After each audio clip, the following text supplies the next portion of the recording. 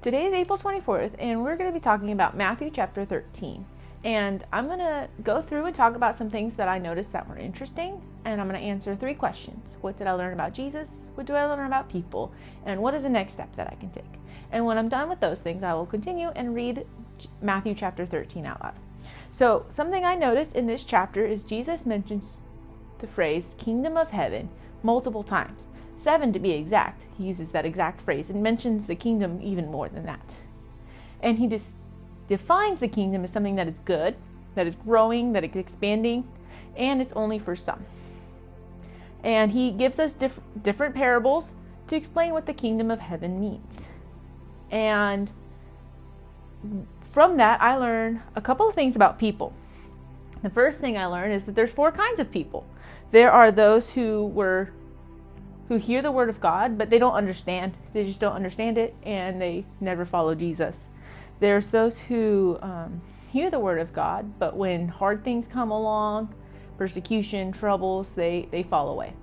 The third kind is those who hear the word of God, but then their worries and anxieties cause them to leave. And finally, there are those who hear the word of God and choose to follow. And so there's those 4 different kinds of people. So when we hear the word of God, we kind of have to make a decision about what we're going to do with it, and not let those worries and the troubles take that away from us. But then later, as you're reading through the chapter, starting in verse 37, they're talking about another parable, and Jesus says there's 2 kinds of people. There are those who, the people of the kingdom, and the people of the evil one. And based on these 2 different passages describing the different kinds of people, we learn that really there's 3 different kinds of people who end up as part of the people of the evil one. But there's only one from the first parable that ends up as people of the kingdom. And so we have to be cautious. It could be easy to fall the wrong way, but Jesus, he takes the time to explain this.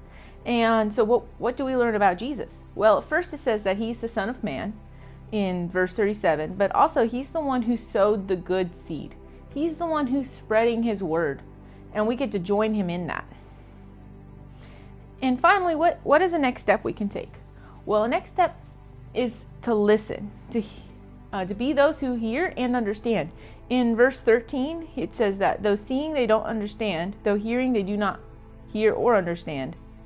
It's saying that they're not listening and they're not really paying attention. I mean, surely you guys have all been like, when somebody's talking to you and you're listening, and then they say something and you're like, wait, what? Right? Because you weren't really listening, you weren't comprehending.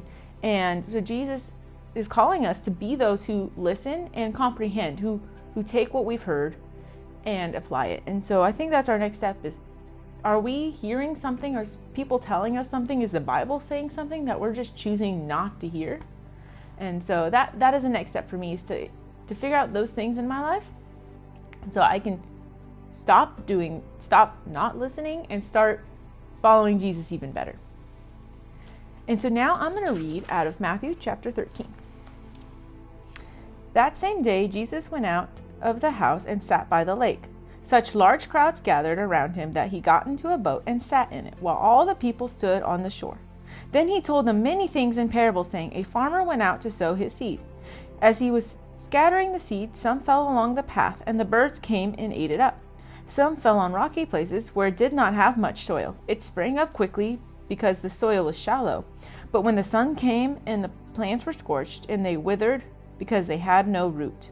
Other seed fell among the thorns, which grew up and choked the plants. Still other seeds fell on good soil, where it produced a crop, 100, 60, or 30 times what was sown. Whoever has ears, let them hear. The disciples came to him and asked, why do you speak to the people in parables? He replied, because the knowledge of the secrets of the kingdom of heaven have been given to you, but not to them. Whoever has will be given more, and they will have an abundance. Whoever does not have, even what they have will be taken from them. This is why I speak to them in parables. Though seeing they do not see, though hearing they do not hear or understand. In them is fulfilled the prophecy of Isaiah. You will be ever hearing, but never understanding. You will be ever seeing, but never perceiving. For this people's heart has become calloused. They hardly hear with their ears, and they have closed their eyes. Otherwise they might see with their eyes, hear with their ears, understand with their hearts, and turn, and I would heal them. But blessed are your eyes, because they see, and your ears, because they hear. For truly I tell you, many prophets and righteous people longed to see what you see, but did not see it, and to hear what you hear, but did not hear it. Listen then to what the parable of the sower means. When anyone hears the message about the kingdom and does not understand it, the evil one comes and snatches away what was sown in their heart. This is the seed sown along the path. The seed falling on the rocky ground refers to someone who hears the word and at once receives it with joy. But since they have no roots, they last only a short time. When trouble or persecution comes because of the word, they quickly fall away. The seed falling among the thorn refers to someone who hears the word, but worries of life and deceitfulness of wealth choke the word, making it unfruitful. But the seed falling on good soil refers to someone who hears the word and understands it. This is the one who produces a crop, yielding 100, 60, or 30 times what was sown.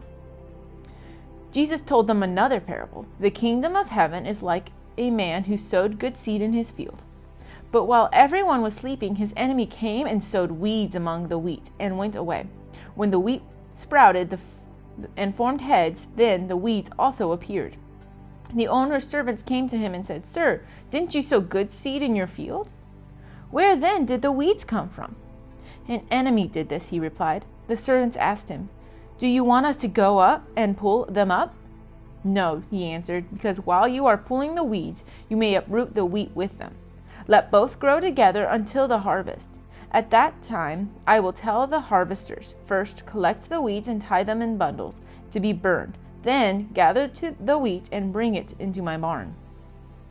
He told them another parable. The kingdom of heaven is like a mustard seed, which a man took and planted in his field. Though it is the smallest of all seeds, yet when it grows, it is the largest of garden plants and becomes a tree, so that the birds come and perch in its branches.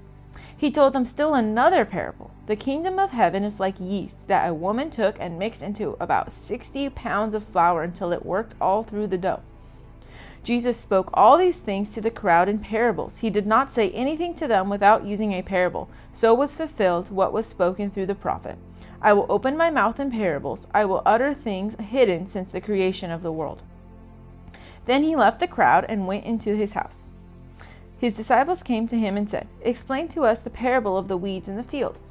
He answered, "The one who sowed the good seed is the Son of Man. The field is the world, and the good seed stands for the people of the kingdom. The weeds are the people of the evil one, and the enemy who sows them is the devil. The harvest is the end of the age, and the harvesters are angels. As the weeds are pulled up and burned in the fire, so it will be at the end of the age. The Son of Man will send out his angels, and they will weed out his kingdom everything that causes sin and all who do evil. They will throw them into the blazing furnace, where there will be weeping and gnashing of teeth. Then the righteous will shine like the sun in the kingdom of their Father.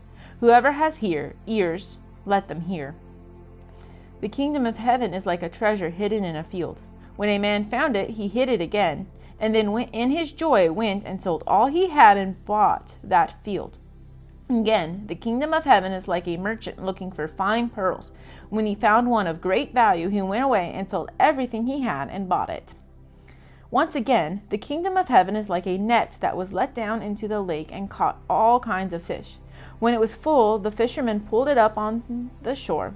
Then they sat down and collected the good fish in baskets, but threw the bad away. This is how it will be at the end of the age. The angels will come and separate the wicked from the righteousness and throw them into a blazing furnace, where there will be weeping and gnashing of teeth. "Have you understood all these things?" Jesus asked. "Yes," they replied. He said to them, "Therefore, every teacher of the law who has become a disciple in the kingdom of heaven is like the owner of a house who brings out of his storeroom new treasures as well as old." When Jesus had finished these parables, he moved on from there. Coming to his hometown, he began teaching the people in their synagogue, and they were amazed. "Where did this man get this wisdom and these miraculous powers?" they asked. Isn't this the carpenter's son? Isn't his mother's name Mary? And aren't his brothers James, Joseph, Simon, and Judas? Aren't all his sisters with us? Where then did this man get all these things?" And they took offense at him. But Jesus said to him, "A prophet is not without honor except in his own town and in his own home." And he did not do many miracles there because of their lack of faith. Until next time, you are sent.